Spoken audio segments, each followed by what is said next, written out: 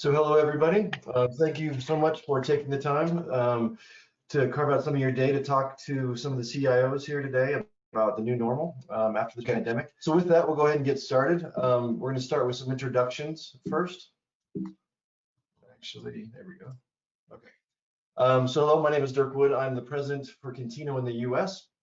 My job role with Contino is pretty much basically being responsible for the US business, whether it be sales, whether it be recruiting, whether it be delivery, really making sure that what we do for our customers is top notch and A+. And really the biggest thing is, falling in love with our customers' problems and making sure that at the end of the day, what we sold them is delivered to the best of our ability and to the best of industry standards. There's a few people here with us today. The first person I'm going to introduce is Cheryl Hammond. Hi, everybody. I'm Cheryl. I work with Dirk here at Contino. I'm an account principal, which means I lead our technical engagements and work with our stakeholders to make sure that they are delighted with the work that we do. I am joined in my house today by 3 adorable little dogs who are sometimes barky, so I'm going to stay on mute for most of the time. Thank you, Pasha. We hear you. Thanks, Cheryl. And it's nice to have your dogs with you too. I have a few with me as well. Just as a way of introduction in Contino, really quickly, a couple seconds on this. We are a digital transformation technology consultancy, and we really sit on the intersection of the technology and the business. We help our customers with enterprise DevOps, cloud native computing, data platforms, but really what it is at the end of the day is digital transformation. You can see here some of the target accounts we have, some of the customers we have. They're, for the most part, household names and typically very regulated industries that we work in. Contino, over the course of the past few years, I've been here about 1.5 years now, but from the started with about 3 people in London and has just grown massively over the past few years. We now have in Contino over 400 people, 5 global offices. No matter where you're dialing in from today, most likely there's an office very close to you. We work out of Australia, out of Melbourne and Sydney. And they just opened another office actually in Brisbane. In the US, we actually have offices in New York and Atlanta, but we are spread really all the way across the US. I live in Denver. Cheryl is here from the West Coast, but we do have people from really the East Coast to the West Coast in the US. And then in Europe, we have the HQ, which is in London. 500 plus engagements, 250 plus customers, really grown very, very fast over the past 5 years. Without further ado, I want to introduce you to the panelists. The first panelist I'm going to introduce is Alexander Kalinowski. Hi guys, Alex Kalinowski. I'm a CIO for Home Credit and Finance Bank in Russia. We are a global bank with presence in Eastern Europe, in Czech and Russia, in Asia. We're in China, in Vietnam, and Indonesia, Philippines, and India. And I'm leading one of the largest IT organizations in the bank in Russia. Cool, thanks, Alex. And last but not least, I'm trying to get the slide to move. Paul Farnsworth. Hi, I'm Paul Farnsworth, CIO, or CTO actually, but CIO, same thing, for DHI. You probably don't know who DHI is. But we operate 3 major recruiting marketplaces: Dice.com, which is why I'm wearing a Dice t-shirt; eFinancial Careers, which is primarily out of Europe and over in Asia; and then ClearanceJobs.com, which is specializes in US citizens with security clearance of some description. So we have offices out in Singapore and Hong Kong, London, and then our headquarters is here in Denver. So we are a kind of global company. And then my career, I've worked for small companies and startups and big companies. I've seen a couple of big economic sort of ups and downs. So this has been an interesting period. You can see the picture here is actually what I used to look like before all this started, and now I'm wizened with a beard and I just wear t-shirts to work. So that's kind of what's happened to me. So. Okay. Thanks, Paul. Appreciate that. Yeah, this is the first time I've worn a collared shirt in some time as well. Oops. Let me go. There we go. So real quick, before we get into some of the questions, just kind of setting the scene for where we're here. So if I can tell a really poor dad joke, I think we can say that 2020, the year 2020 has been the longest decade that we've all lived through. If you remember back, it was 15 days to stay safe. I think we're on day 250 something of lockdown and big remote. At Contino, at least, we've been remote for about 215 days, 250 plus days. But when you look at the pandemic, obviously, there's some good news about some vaccines coming in. But I think what's really happened is it has pushed us, the ways of working, new operating models really have pushed us to, I don't think we'll ever be completely back to the way we were. And so today, for level setting, we want to talk about really what is the new normal with a few of the CIOs here that really are doing this day to day. And it's about technology. We're going to have a few technology questions, but not just about that. We're going to talk about people. We're going to talk about process and technology, because really it is all encompassing of all of those different areas. So let's go ahead and jump right in, since we're about 10 minutes past the hour. The first question is going to go to you, Alex, but Cheryl, I'll turn it over for you for the first question. Excellent. So thank you, Dirk. We're going to take turns asking, and they're going to take turns answering the questions that we run through, and we'll just kind of see what kind of conversation we end up with. So Alex, now that everybody's sort of very suddenly become 100% remote company, and I assume that that's true for your companies across the globe, how are you dealing with keeping morale of employees high, especially for people who aren't accustomed to working in that way? What challenges have you seen in keeping your company culture positive? Right. So yeah, it seems like sudden doesn't work anymore when you are 8 months into, or however many months into the situation. It doesn't feel new. We went from being pretty much on site. I mean, we have few offices spread across Russia, but the culture was primarily on site, working in the office, all engineering teams co-located, or for the most part co-located, to being pretty much completely remote in the space of a few days. So that's been an interesting challenge, and I don't think we ever going to go back completely to the way we were. Right? It's just not going to happen. Dirk is right. What are we doing in terms of keeping morale high? Communication. We've done things that, in retrospect, you think, gee, wouldn't it be nice if you did it in the past, even without the pandemic, right? And we are doing them now, and even when this is over, we're going to continue doing them. For example, we used to have every Friday we would have a staff meeting of all the, let's say, my direct reports and their direct reports, and we used to have it every 2 weeks. We've expanded that to about 300, 100 people every week for an hour, talking about, if I have things to share, I do. If but it's pretty much information sharing, and we come up with the agenda on the fly. But it's more to keep communication going. We never done a full IT town hall since I joined the bank, and now we are doing them on a monthly basis. We do a complete remote virtual IT town hall with a prepared agenda and with people asking questions, and we do it as interactive as possible.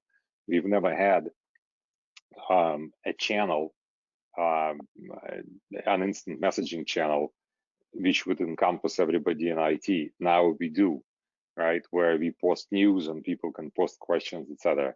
So I don't think we're doing anything that out of the ordinary, where you think in retrospect, all of those are normal things we should have been doing in the past, but we are doing them now. Just communicate, and we try to keep in mind that, water cooler conversations are not possible. You can't run into somebody, it's difficult to take somebody out for a beer. So we're just communicating as much as we can. We've even done virtual beer get-togethers, although it's kind of like, it's a bit boring, to do it virtually, but we've even done those. But I would say it's communication for the most part, as much as possible. What about you, Paul? What's similar, what's different from what Alex is talking about? Yeah, so some similar themes. I completely agree. Communication. We had a company culture where there was a lot of cross-company communication. So we kind of built on that. I was a fairly new CTO into the role, And I've been running a half an hour call every week for the whole organization called In the Loop, and we've just kept that going. So that's been incredibly useful. I think the other thing that we've adapted to as a technology organization is at the beginning, we had a little bit of a heads up because our offices in Hong Kong there'd been some civil unrest there, and we'd had to we teetered between closing the office because of disruptions in the streets there. And then of course the pandemic swept through Asia, so we'd already seen some of the impacts there. I was actually in London. I caught kind of the last flight back from London back to Denver as the US was starting to pin down. So we had some preparations, and I think one of the things that we adjusted to fairly quickly was the fact that for that period where we sent everyone home to work remotely, we kind of threw some of the rules around equipment and what you could and couldn't buy, because the most important thing was getting people comfortable and working effectively remotely. So at one point I was like, don't take stuff from the office, and then after about 2 days I'm like, take whatever you want, we'll figure it out later. So we did adjust there pretty quickly. And then I think, and we're going to talk about this a little bit more, but I've realized that this is an opportunity to provide more authentic leadership. I've spent more time doing things because you're in your house, and you can have that relationship between kind of what leadership and where the teams have been has been dissolved a little bit. I'm a lot more comfortable with, I make videos in my basement for cocktails, for example, and post them up for everyone to see, because it just brings that human touch, I think, to the organizations, and that definitely helps. I love your point about that's kind of a great equalizer. Like, not everybody's houses are the same, but we're all in our houses, we're all in our sweats now. We're just the same faces on a screen, and I like how you are leaning into using that to bring you closer to folks across your companies. That's pretty cool. Yep. So for the next question, we're gonna start with Paul. So you'll just get to keep rolling. And it's something that Alex touched on in his answer a minute ago. How are you dealing with the communication challenges? In particular, I'm thinking I used to get so much done by running into people in the hallway, or saying, oh, I'm just going to hop over to the next building and see my buddy in the other division and get this block cleared for my team. And we don't have those ad hoc communications anymore. We have to be a lot more intentional. What are you seeing that's working, and what are you promoting that's helping folks bridge the gap? As as soon as the Zoom call ends, I'm still in my house. So how are you keeping people to fostering those informal connections to get things done? Yeah, great question. And that, I think, as Alex said, as we go from this being something that unusual that we're going to deal with and then get back to normal, as this becomes the new normal, I think there's a couple of stress points. One is that's the informal, hey, I'm going to wander down the corridor and talk to you, and then the other is, I think, is how are we engaging in strategic planning? Because some of those conversations are easier had in person, where you can see body language and there's a negotiation that's going on. It's a lot harder in this kind of format. Again, we had some infrastructure in place that we have lent into. I'd done some work previously to tidy up the way we use Teams. I know a lot of people use Slack or any of these kind of communication channels. We tidied up a lot of that so that it was kind of all in one place and consistent. And that becomes a little bit more of the ad hoc channel, because you can see activity across the organization. For me personally, the other thing I've had to do is think about peers of mine who I wouldn't necessarily have one-on-one meetings with, but my peers who I bump into.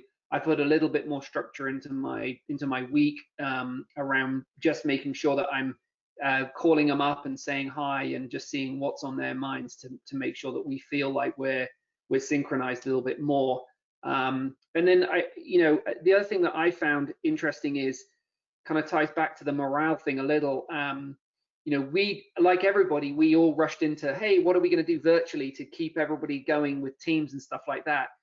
And we have a little active group that does online gaming. And I've actually found that some of that, because it's semi-structured and it's a fun environment, you get a bit more information from the teams that way. I've enjoyed hosting Oregon Trail sessions where we play the old 80s Oregon Trail game, and that just leads to lots of conversations. We always have our CEO named as one of the people on the Oregon Trail. He almost always dies of dysentery, broken leg, or he doesn't make it. He hasn't made it so far, so I don't know what that says. That is so much fun. I keep trying to get Among Us games going with all my online groups. I haven't yet landed it, but keep going. You know, yeah. Don't do the Oregon Trail or you'll die. I love it. Alex, how about you? You talked about some of those challenges of the casual conversations. What have you seen and what are you doing that's helping to drive that kind of connection with your folks? So I guess me personally, I've had the challenge of working remote at different jobs even before that. And I've learned, I guess, a while back that when you don't have a chance for that in-person interaction, it's very important to actually think through who you need to meet and have it in your calendar, because you know you're not going to have a chance for that casual interaction, and have it in. And I basically maintain a schedule of everybody. You know, I should really at least have 15 minutes to talk to, and then I leave time in my day for people to basically message me and say, hey, can we have a conversation, right? So, you know, you have to manage it. It doesn't happen. I don't think it happens. It's a bit of an unnatural situation, right? So those conversations don't happen naturally. You can't just bump into somebody. So you kind of have to make an effort to manage it and make sure those conversations happen, even if they're not as ad hoc as you would love them to be. But we have instant messaging channels. We're all there. We interact that way. You know, we get together for if you need to discuss something quickly.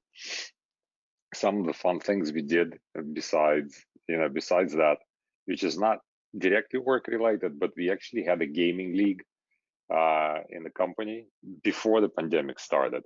And it's kind of like a big deal, and you know, it's kind of this intercorporate. We have teams that compete between different offices and different games, and we have a group of people who are running and organizing, and they act as the commentators for that. So it's a lot of fun. So that same people, it was a kind of a grassroots initiative. They've done a thing where they actually do an interview with one person. So they pick a person, for example, from the executive board, and they do an hour interview with that person, completely unrelated. So all of the questions are not related to work at all. And then you get to name the next person they're going to interview, and then they interview the next person, the next person. It just adds some fun to to life. And then again, you think about this and go, well, we should have done it without the pandemic, right? It's kind of really just made us think about this, but we could have done this before. There's nothing that special about it. But in terms of ad hoc interaction, the only way I found that works is you have to manage this. You kind of have to recognize, live into it, as you said, rather than manage it. I love what I hear from both of you, that there are lessons we are learning here that we'll be able to take into the new normal and do things that maybe we could have been doing before. But this has upped the urgency of those, or it's given us an opportunity to experiment with some stuff and adopt practices that we want to keep now. Like I think that's the really exciting opportunity. Cool. I'm going to turn it over to Dirk for a couple more questions. Thanks, guys. Cool. Thanks, Cheryl. So Alex, this next question goes to you, and this is a bit more kind of phasing back into a technology discussion. This is really around for your role. How has the pandemic, or how has this really changed your technology or your technical or strategic roadmap? Is this push for more automated solutions, more of a security focus, more of a cloud infrastructure type discussion, type push? And I'm not too sure about exactly your stack at your job, but what is the last 8 months kind of taught you, or where are you guys pushing nowadays for this? It's actually, funny enough, it hasn't changed things for us from technology roadmap that much. All of the initiatives we were doing before from technology perspective, we are continuing them now. I mean, from the business perspective, there has, obviously the push to provide our services online even more, but we had this push even before. So we just doubled down on that. One thing we had to do very quickly is invest in a VDI infrastructure to provide and everything that we could build to provide remote access to our employees. One of the things we're extremely proud of, we are a bank, right? We operate call centers. And we have 3 fairly large call centers. We moved them to full remote in a matter of weeks when they started. And that's a big deal. And if we were trying to do it without the pandemic, and I know of only one other bank that had a fully remote call center, we would probably spend 2 years doing it. We would probably spend 5 months debating whether to do a project or not, another 5 months planning it, and then 3 years executing it. We've done it in a matter of, I don't even remember now, but I think it must have been 2 to 3 weeks. And we had all of the call centers operating totally remote. And from my guys, it required building the infrastructure for that. Because we've never planned for this. We had to build VDI infrastructure, partially on-prem, partially in the cloud, to support all of this. We were doing all kinds of interesting things with, as Paul said, take the computer home, and take it home, right? But otherwise, from the perspective of strategic priorities in terms of our stack architecture, same things as we were doing before. It hasn't changed. The pandemic hasn't changed that. Okay, cool. Yeah, that's really interesting about moving the call center to something that would have taken, like you said, weeks and weeks or months and months to plan, but just really kind of pushed through all the BS and got it done in 2 or 3 weeks is quite phenomenal. Yeah. And it's been unprecedented collaboration, I gotta say, right? Something that in the past you'd have to say who my stakeholders are, or I need to figure out collaboration between the people who run the call centers. Everybody collaborated on the business side, on the IT side, operation side. It was tremendous collaboration to get that done in days. Cool. And then I guess I'll turn over to you, Paul. Same question really is if it has, how has the pandemic pushed your strategic or technology roadmap? Yeah, I'm going to answer in 2 parts. First part is the product. So we have made changes in the product, particularly, and I'm going to talk about this in a little bit more. We are in a very incredible position. We see a lot of data around where jobs are in the US for technologists. DICE is specialized just on technology as a recruiting platform. And what was clear was that our ability to support remote jobs, remote learning, that kind of structure, it was paramount. So we actually did shift our product roadmap to kind of bring up features that enable people to find and post remote positions more than they had been able to before. So that was on the product side, and I'll talk about some of the stats for that in a second. On the infrastructure side, I think what has accelerated or changed our strategy hasn't necessarily been around the strategic intent of our technology. What it's been around, I think, like a lot of companies, is managing cost. So we've made some choices around how we manage cost. We made some big changes just in our vendors around cost management because we can control the OpEx side. We weren't sure about what we would be able to control on the revenue side. So, we've made some hard choices. And again, I'll repeat what Alex said, which is, we've made decisions that would have taken weeks, months, maybe for everyone to think about. We've just decided, that's what we're going to do, and we've executed through. We were also in a pretty lucky position where we'd hollowed out our VPN access. We'd moved a lot of stuff over to be single sign-on with partners, but we weren't relying on VPN as a pinch point for our infrastructure, which allowed us to scale a little bit quicker. And then the last thing I'd say, if you're on the call here and you're in a leadership position, I know I've had a hard time sometimes getting businesses to understand the difference between disaster recovery for technology and business continuity. Here's your chance, right? Go back to the businesses and try and get everyone to build proper business continuity plans that include technology that don't rely on disaster recovery, because these 2 things are completely different. And I think everybody's got a sense now of what that really means. What does business continuity mean and not disaster recovery? because I think infrastructure for technology is a lot less fragile than it used to be. It's now about keeping the business running and not the technology. Yeah, that's really interesting, Paul. Thanks. And we've actually been seeing that at Contino with some new clients, is the business continuity. They want to see that we have solid plans in place before they'll choose us, and it is something that's super critical. I know we're going to talk about talent a little bit later, and the data you mentioned around. It's actually really interesting what DICE can see, how the market's moving with the data you have. Really quite interesting. We'll go to the next question, and Paul, this one goes back to you. And this one's really around delivery in your organization. So delivery as the CIO or CTO. And this could be around product management, implementation of agile practices, CI/CD, really whatever you do. But going fully remote, how has delivery changed? How have you still made sure that things are on time? You're collaborating with your business partners. Things are business case driven. Other than just the pandemic, how has that kind of unfolded at DHI? Yeah, we had a fairly easy time. We have a fairly dispersed team between a couple of locations in the US. Des Moines and Denver are our biggest development centers. Then we of course have London. So we already had a bit of that flavor of how do you work with your product owners and the delivery teams. And we've also we've got through the moving to the cloud.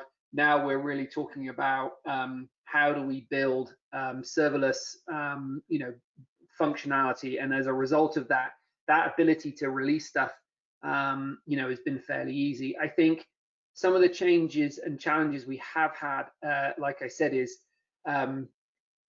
there's that constant tension in technology organizations between changes in business requirements and what you had planned. And I think that requires a certain degree of flexibility with both teams and the leadership inside technology organizations to take a deep breath, say, okay, what we were doing yesterday is changing, and I need to adapt my roadmaps to what's coming now. And that's definitely a little on the culture side. The tooling is, important to have that. We have seen, a continual path to take deliveries down into more bite-sized chunks.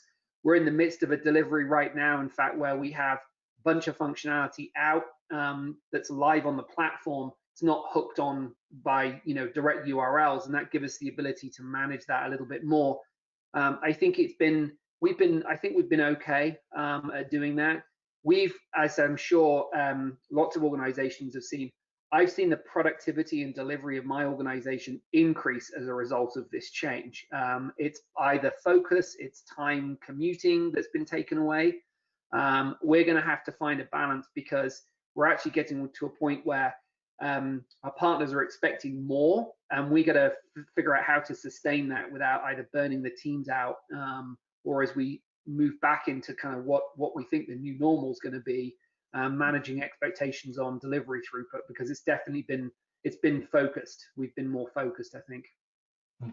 Yeah, thanks. Well, that's actually real interesting. I wonder if it'll be something, I'm sure it'll come out of the pandemic, is some data around teams being remote and actually being more focused and being able to deliver more, and not just the CFO liking it because he doesn't have to pay for real estate everywhere. Cool, thanks. And so Alex, same question over to you. Really is have you seen delivery change in your organization, whether it be agile, CI/CD, interaction with business stakeholders, product owners? So we've started before the pandemic actually hit. We've started implementation of scaled agile framework, SAFe as it's known. And we had agile teams before, but it wasn't in this large organization, maybe a few. And we really started implementing this framework to run the whole of IT, or most of IT, most of engineering.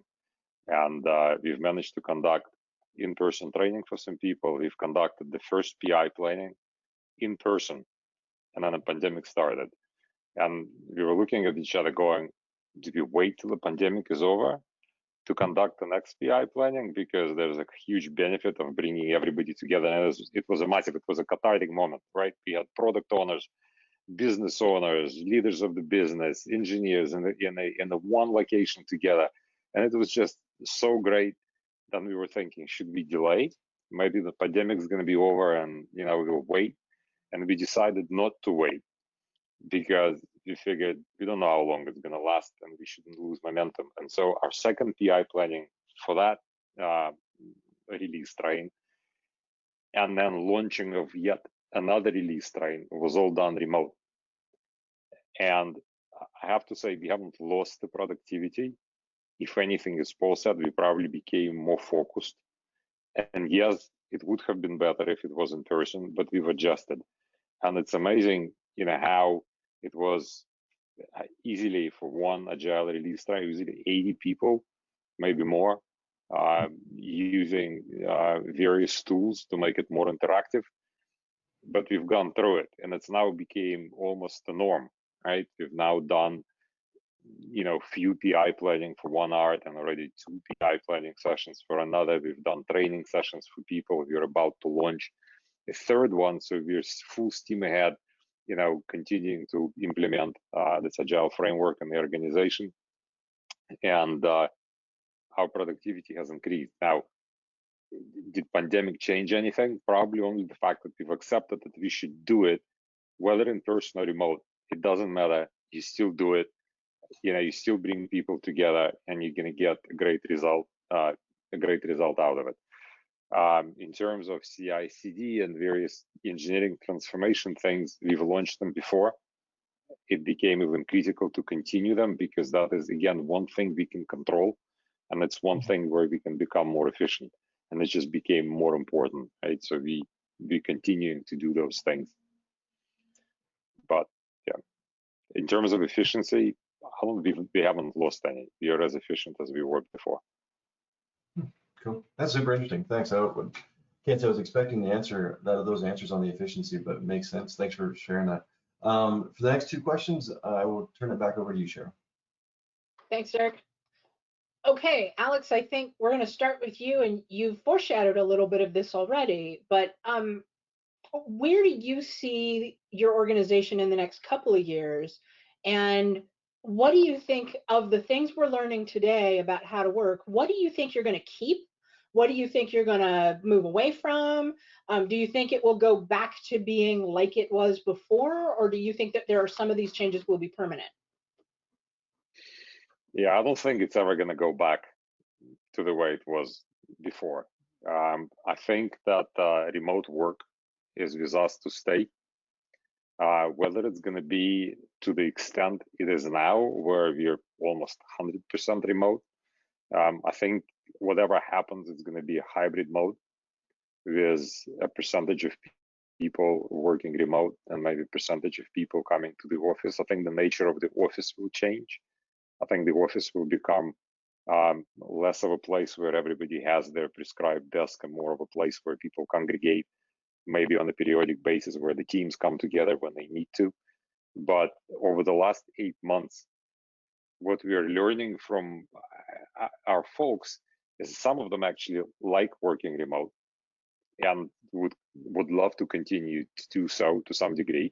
We know there are some people who don't like doing that and would like an opportunity to go back to the office because, frankly, you need to have a certain environment at home, for you to be able to do it, and nobody has that. So we think it's going to be hybrid. We think, given the fact that we've had offices in more than one city anyway, that everything that we're learning today, we are going to carry with us, because this is how we have teams split between 2, 3, 4 locations even before.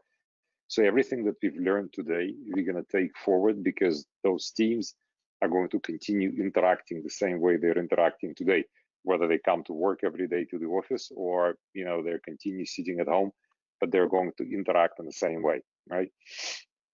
Whereas before, for example, you had an issue where, you had 5 people in the office in one location and 5 people in the office in another location that congregate in 2 conference rooms, and then nobody can hear each other, right? So everybody's learning that that's not how you do things. If you have people remote, you might as well all be on Zoom, for example, and do it this way, because it levels the playing field in terms of maintaining a conversation. Those learnings we're going to take forward, how we do planning sessions, etc. This is all going to continue, however it turns out to be, but it's never going to go back exactly to the way it was before.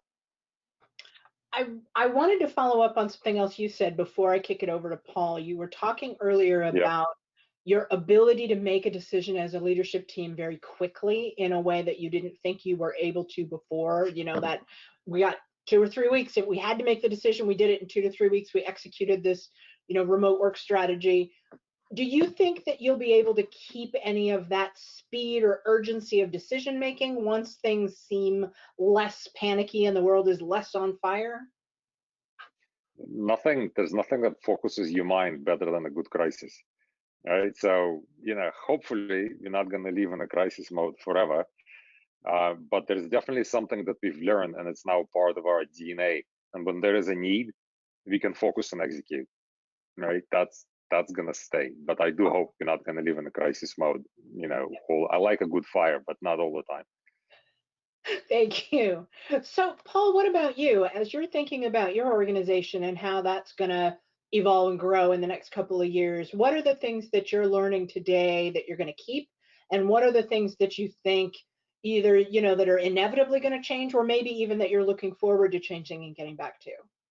Yeah, and I'm conflicted by this because I've worked for large companies where they essentially are a remote organization, and you end up in a situation where you're hot desking and 2 desks down is someone who's on the same conference call as you are, and you're like, why are we not in a room together? It doesn't make any sense.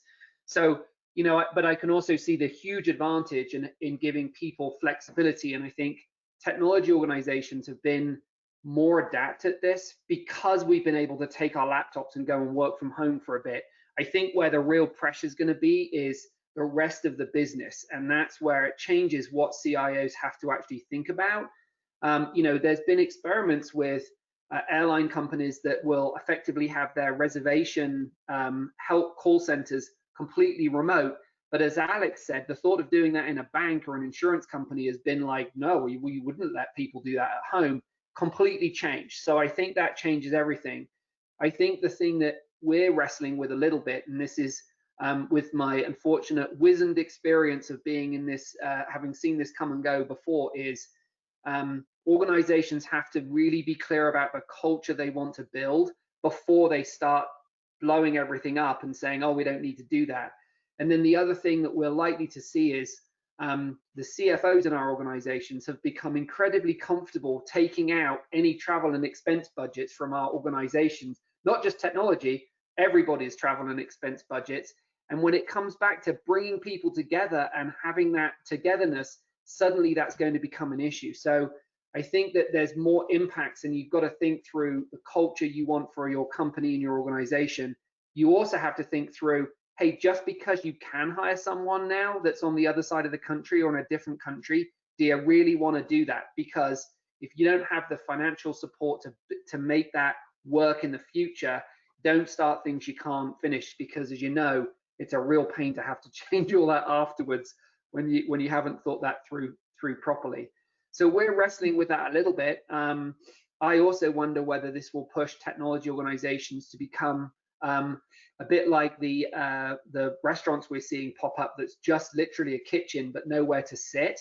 You know, I can take my IT services team and stick them in a warehouse and have them ship computers all over the place without expensive real estate. So I think we'll see changes in the way we think about the structure and location of our technology teams. But I think it starts with culture. You've got to understand the culture you want to build, and then you build around that from there. Well, you've given a great lead into the next question, which will go to you.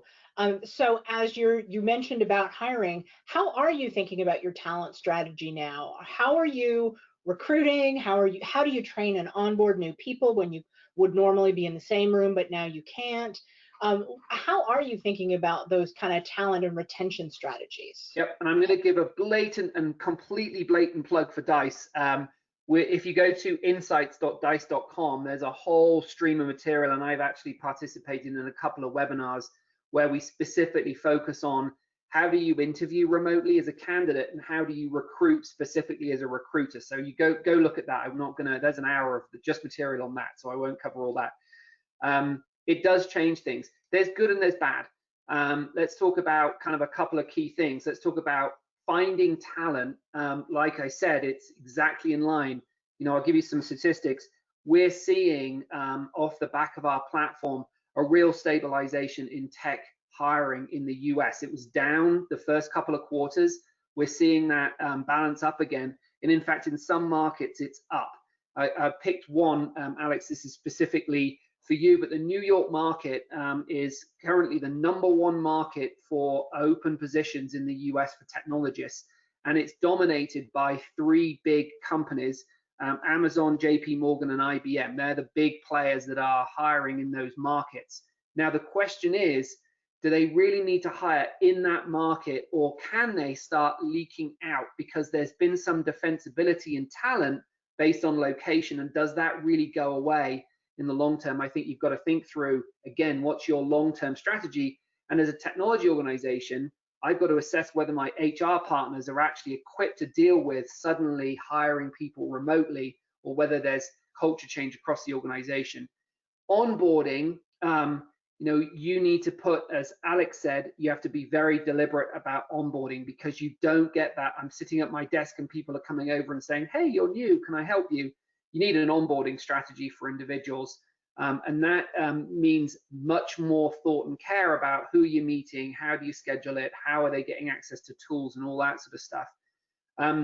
While those might be challenges, the flip side as a CIO is trainings become significantly easier. And I give you a great example. Amazon have taken reInvent completely virtual, free of charge. So my job now is to make sure my teams have the time to take advantage of all that free training, because it's probably not going to continue. So let's lead into that, because we can train and we can take advantage of stuff while it's free. I think you've got to kind of look at all that. So, I think there are some good things and there are some bad things, and it really comes down to, again, to are you equipped and ready? Don't get over your skis. We're trying to do this stuff, and take advantage of the things you can, like free training. It's everywhere right now. Fantastic. Thank you, Paul. Alex, how about you? How are you thinking about your talent strategy? Has anything changed for you about the way you hire and train and onboard? How are you overcoming some of those challenges? So it has changed, for sure. One of the things that I actually think is a positive change, it forced us to look outside the cities that we operate. I mean, the Russian IT market is extremely tough, right? The competition for talent is enormous. I would say probably even more so than in US, I would say. And traditionally, hired in the cities where we have offices, right? Kind of like what Paul said about Amazon, right? Did Amazon need to hire in New York? Right now, we question ourselves, do we need to hire in Moscow, for example, which is one of the most toughest, the most expensive city to live in Russia, and the most competitive market. And so we've started experimenting with, this kind of, it's kind of it opens us up to an opportunity of hiring people in other cities and integrating them into our team, because we're all remote right now. I don't know if you've nailed it. I don't know if you're perfect in that. I think we're learning all the time, but we're definitely experimenting with that, right? And and where we are hiring, we are interviewing, and we are hiring outside. We also see the trend where people actually don't want to live in the most expensive city in the country, and they're moving back home. I mean, we actually see the trend where people, for example, to work, are now moving back to where their families are, maybe where their parents are, to other regions of the country where the cost of living is less. Because what's the difference, right? And we also see the salaries leveling up. If in the past there was, for example, a big difference between the salary, say in Moscow and in other cities like in US, the salaries in New York typically is higher. We see this leveling up, and we see companies that compete for talent with us in the market are actually actively pushing this, right? They're going to other cities to, and actively offering people Moscow salaries without the need to move, right? So we are watching this trend, and we're experimenting with that. We think that that's an opportunity, because it just opens up possibilities to hire more people, but that also creates a need to manage this, as Paul said, right? Don't go where you don't think you're going to be able to manage this. Make sure that the teams know how to integrate those people who are remote. But we've now been remote for 8 months. So we've had to do this because we have not stopped hiring. So we constantly had to experiment with how we bring, and right now, whether we hire a person in Moscow, in St. Petersburg, or on the other side of the country, doesn't matter. The challenge is the same, because even if we hire in the same city, we can't bring them to the office anyway, or we don't want to. So we have to go through exactly the same process, or we have to evolve exactly the same process of integrating. We started calling people. For example, somebody joins, we make sure that somebody calls them, on a periodic basis in the first few weeks. How are you doing? How are things? How are things with your new team, right? And it's somebody who's outside of their immediate team who calls them up and, just ask if they're okay and how are things, etc. So I think that trend will stay, because companies will have to ask themselves, why am I hiring in this one city? Amazon or Google came to New York. They will be asking themselves questions. Why am I hiring here? What's the reason? Why can't I hire all over the country? What's the difference, right? And then, maybe a travel budget, as Paul mentioned, the CFO is going to cut the travel budget, and actually maybe you end up saving so much money on office space that and put more on the travel budget, so your people can, when the pandemic is over and everybody can safely travel, or people can congregate in few designated locations, I don't know, once in 2 months, once in 3 months, right? And then go back and work remotely. So I think some of that for sure is going to stay. And I look at it I look at it as an opportunity, frankly. Awesome, Alex. It's just so interesting what we might be able to change and do different, right? Yep. I'm going to kick it back to you, Dirk, to close us out.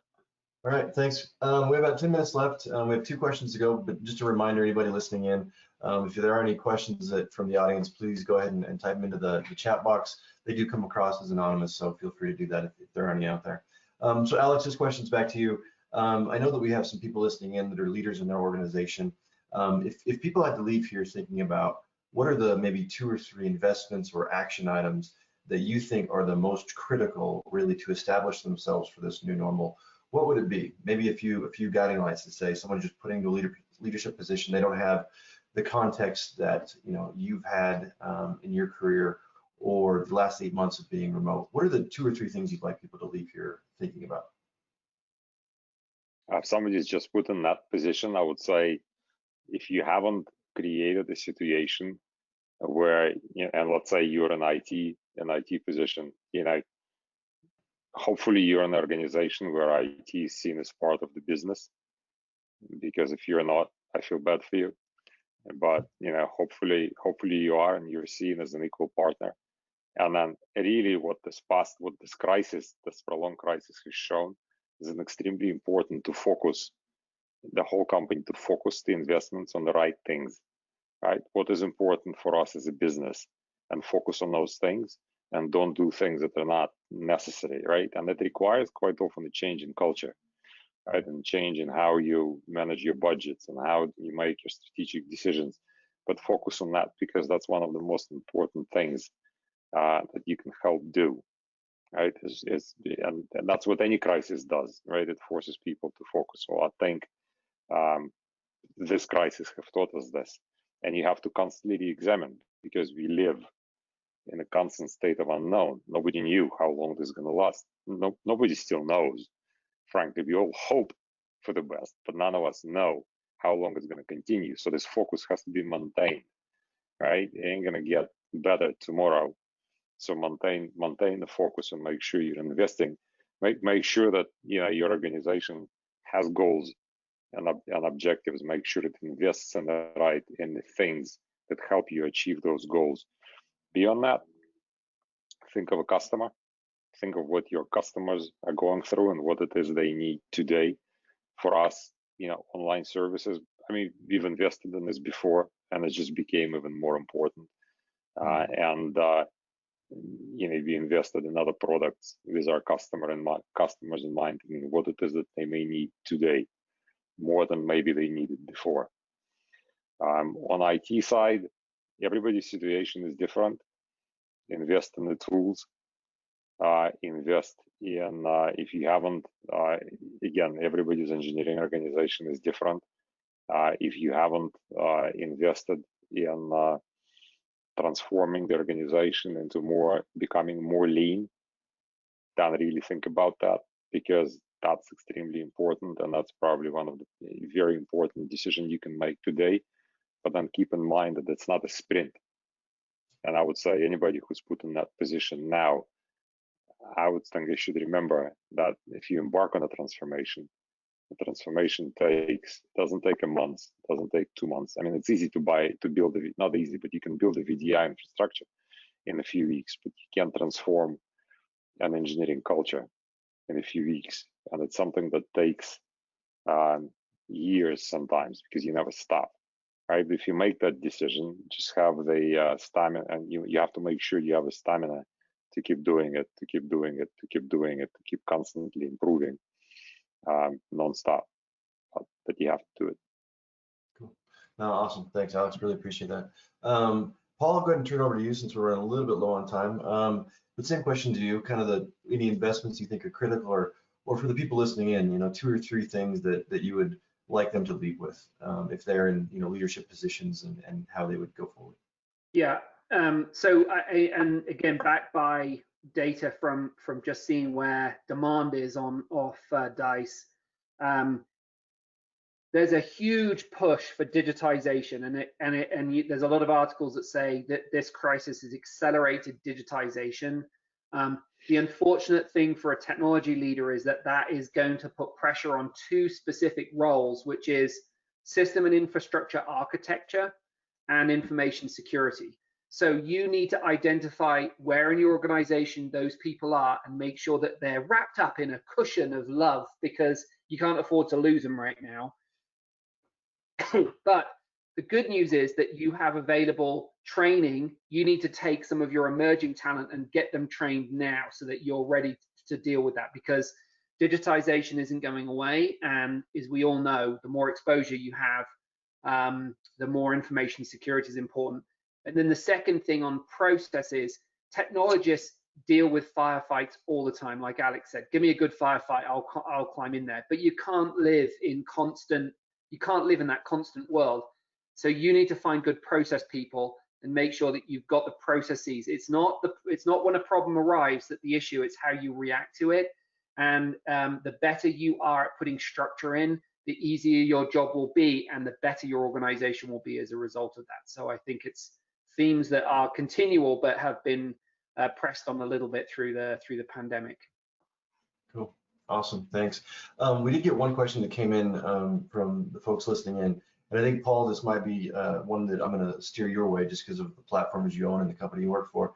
But the question was around graduate intake. Have you seen anything at DICE? Are there companies that are starting to take in more graduates, or is it something that DHI has done, or even with you, Alex, with the banking industry? Have you seen graduate intake? Either any companies actually accelerate that? Have you seen it decelerate? Yeah, it's decelerated. Again, we've got an article on this. I mean, it's been really tough this year for graduates because, particularly in the early parts of the pandemic, when everyone started to tighten down budgets, hiring was frozen, and that included some graduate programs. So that's been tough this year. What we're seeing that open up again. But the thing I'll tell you about graduates, in fact, I'll tell you about hiring in general, is often it comes down to your ability to leverage your network. So you just need to get out there, virtual coffees, talk to people who know people. That's how you find opportunities, and that hasn't changed. But graduates lack a little bit of that skill. You got to lean into that a little bit if you're going to go there, because those programs have definitely slowed down. Okay, thanks, Paul.